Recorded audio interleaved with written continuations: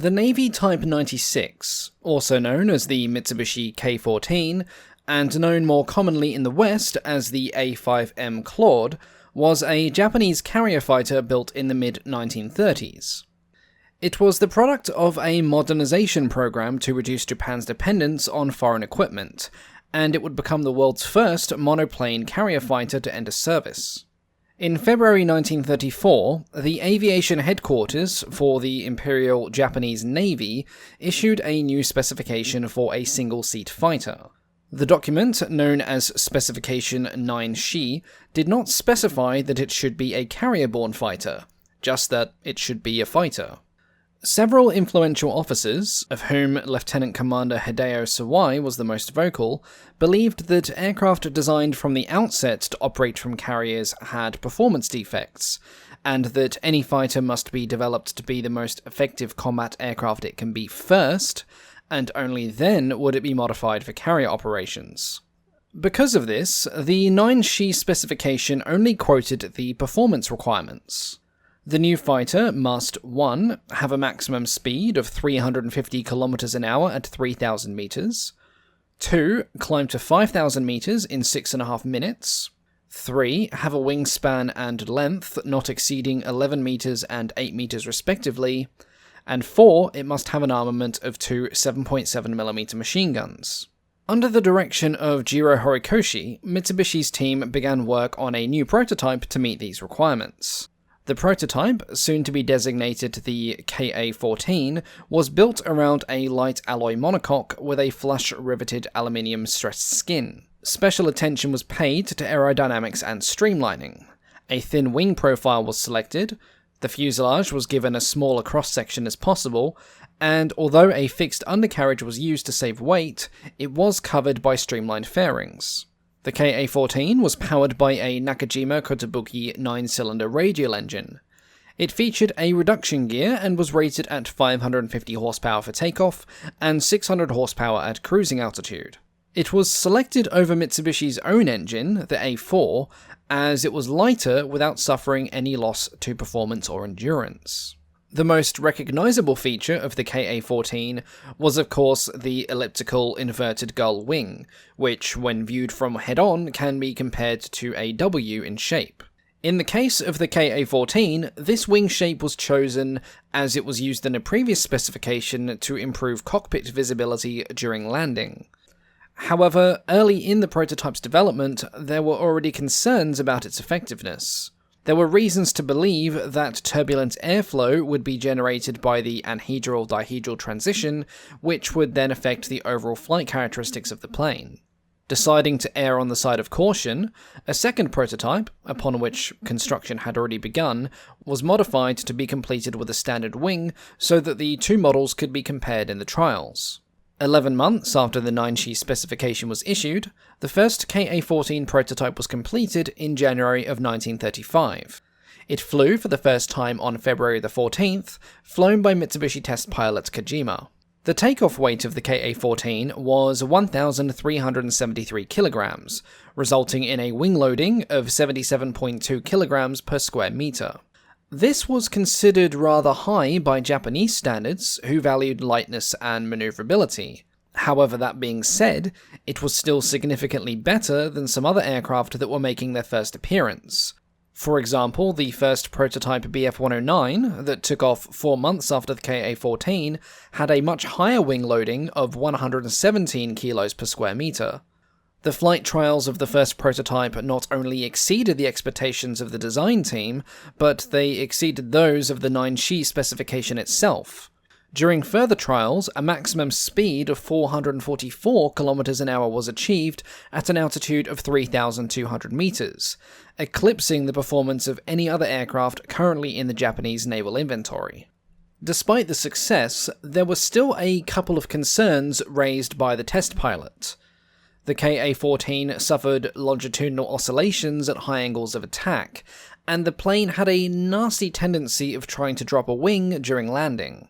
Wing dropping on an airfield could be inconvenient and sometimes dangerous, depending on the speeds involved, but wing dropping on approach for a carrier landing was a different level of risk altogether, and for this reason it was hoped that the second Ka-14, the one with the straight wings, would perform even better. At a late stage of construction, it was decided to add flaps to the centre section of this prototype as a result of the aforementioned landing issues. The wing design also incorporated a change that expanded laminar flow over the wingtip, which was hoped to improve stability at high angles of attack. Problems with the reduction gear on the Kotobuki 5 engine were solved by replacing it with the direct drive Kotobuki 3, and the plane was readied for testing. Much to the relief of all, these modifications proved to be a sound investment. Despite weighing 100 kilos more than the first prototype, the second Ka-14 had virtually the same performance without any of the dangerous drawbacks. Because of this, the Army Air Force also expressed interest in Mitsubishi's aircraft, and a single example was ordered under the designation Ki-18. Though ultimately it did not impress the Army enough for purchase, as even it did not meet their borderline obsessive requirements for agility, it did spur them on to draw up a new specification for an advanced fighter. They expected Mitsubishi would offer an extensively modified version of their own fighter, but as Mitsubishi were busy with preparing the Ka-14 for full production, only a small team could be spared for modifying the Ki-18 into the Ki-33. As a result of this, Nakajima would win the Army competition with the Ki-27. This was no great loss for Mitsubishi, whose factory was filling up with fighters they were merrily building for the Navy, and considering the borderline hostile nature between Army and Navy staff, it was probably a blessing in disguise not to deal with the demands from both camps. By late autumn of 1936, the Ka-14 had been approved for series production as the Type 96 carrier-borne fighter, also known as the A5M1. It was relatively similar to the second Ka-14 prototype, however it featured a new engine cowling, the internal fuel tank capacity had been increased, and the rear fuselage had been slightly redesigned to further improve stability. It was also now powered by the Kotobuki 2 Kai-A, which was rated at 580 horsepower for takeoff. Because of these airframe changes, overall weight increased to 1,500 kilograms, which had a knock-on effect on performance and reduced the top speed and climb rate. As a result of this, things quickly moved on to the A5M2, which featured the improved Kotobuki 2 Kai 3A. Their designations are getting rather complex now, and this gave 610 horsepower at takeoff and now drove a 3-blade propeller. Other changes included the shortening of the exhaust pipes, the splitting of the carburetor air intakes in two, and the shortening of the engine mounts to maintain the center of gravity. The maximum speed rose back up to 426 km an hour, and the climb rate to 5,000 meters was just under 8 minutes.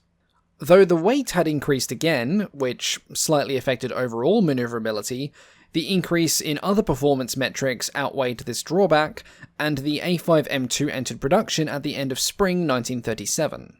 The outbreak of the Second Sino-Japanese War accelerated the delivery of A5Ms to operational units, with the first arriving just 4 days after the start of hostilities. They first saw combat with the 13th Kokutai, the Imperial Japanese equivalent of an air group, above the skies of Nanking. Despite only being available in small numbers, the A5M enjoyed a large deal of superiority in the opening months of the conflict, as the opposing Chinese forces were mostly fielding outdated planes. However, there were still some losses, though some of these were attributed to the Chinese fielding of Breda 27s. Though in many ways it was the Italian love child of the P-26 P-shooter, its general profile was still similar enough to the A5M to confuse Japan's more inexperienced pilots, which led to some unfortunate incidents. Following the capture of Shanghai, and as the Japanese army moved on Nanking, the Chinese air resistance grew much fiercer. This was in part thanks to the influx of Soviet equipment, such as the Polikarpov I-152 and I-16. During the offensive, which continued until the fall of Nanking, the A5M clashed with these fighters on numerous occasions. Initially, the Soviet fighters proved to be a tough nut to crack, as the A5M only had 2 rifle-caliber machine guns.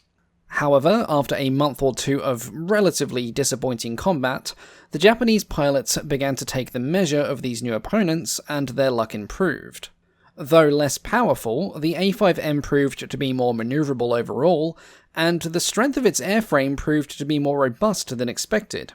In one particular demonstration of this, Petty Officer Kashimura was able to bring his plane back to base after losing a third of his port wing from an enemy ramming attack. While the combat continued over the skies of China, work had begun on the A5M2B. This new version reverted to the Kotobuki 3 engine, which was now behaving itself, and a number of minor changes resulting from combat experiences in China were also introduced. These included the provision for the fighter to carry two 30kg bombs, a larger windscreen, tail fin, and more importantly came the addition of a fully enclosed canopy. Unfortunately, all of this added more weight, which led to pilot complaints about reduced performance. That being said, they were far more vocal about the canopy itself, which they claimed seriously limited visibility. It was so disliked that many operational fighters would have these canopies removed by the ground crews in the field. This eventually led to the A5M2B having its production changed back to an open cockpit configuration. After this, the A5M3 was not a production model, but an experiment to test the fitting of a Hispano-Suiza liquid-cooled engine, as well as a 20mm Hispano cannon. Though these trials produced some very promising performance figures, the design was not adopted, as the Imperial Japanese Navy wanted no reliance on foreign-built equipment. And so, we arrive at the A5M4, which is usually the model that this aircraft is most remembered for. This model was specifically developed to tackle Chinese aircraft that were out of the range of the A5M2, their bases having been moved further inland.